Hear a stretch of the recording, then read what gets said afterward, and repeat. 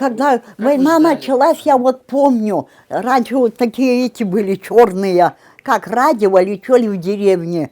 И там этот Левитан говорит, вот это я помню хорошо. Говорит Москва, что война началась. Это вот, а потом почему убрали все? Ну, война началась, и все это убрали, ждали, провожали войну, кто встречал, кто провожал, кто похоронные получали в деревне. Много было. Он как раз это был 41-й год, я вот помню, его забрали в августе. Уехал. Мне было 8 лет. Еще исполнилось в июне. Потом я в школу пошла, 1 класс, а папу забрали в это время. Жили, очень трудно, конечно, жили во время войны. Вот мама же работала, топила хранилище, там рабфоп какой-то был. С базы. У нас на той стороне там база была, оттуда там овощи хранилище хранили. Вот мама топила рядом с нашим домом, хранилище было.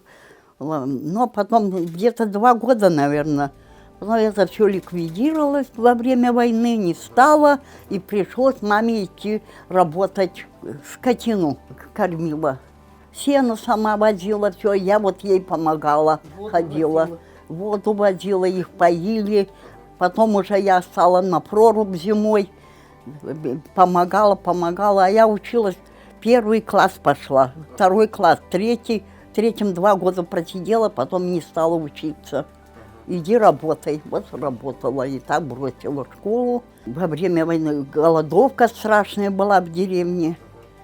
Даже скотина умирала, лошади, конный двор, их же подвешивали даже, они просто умирали, пропадали, кормить нечем было, людям ничего не вырос. Нас же заставляли болото косить, но босиком, а там лед, и вот это сено из болота выкашивали и на сушу вытаскивали.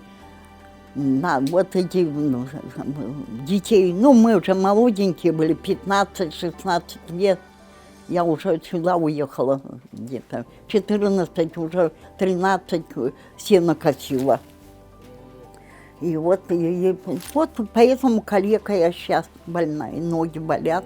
Я вообще не ходила, больная была на инвалидности. Сейчас маленько еще топаю, лечилась. Когда, в общем, папа уехал на фронт, когда, да, в общем, мама как раз же брата, лошадь пнула брата, сына его мамы, и ей было плохо. Она даже как лежала, не могла, даже ничего не соображала.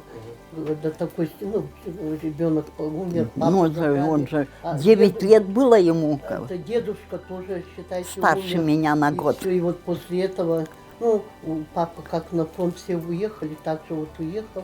Маме тяжело было, конечно, осталось с 5 детьми.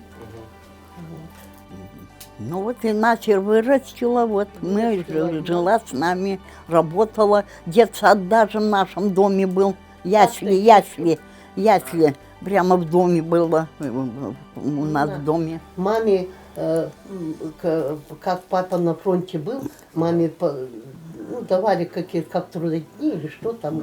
А как папа помогали. Помощи, да? Был, это, папин брат, вот он был как председатель колхоза. Общины, Да.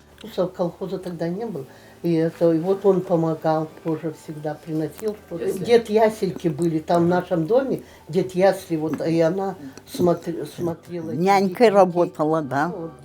Дети там. А мама поваром работала, кормила детям. Вот так выживали во время войны.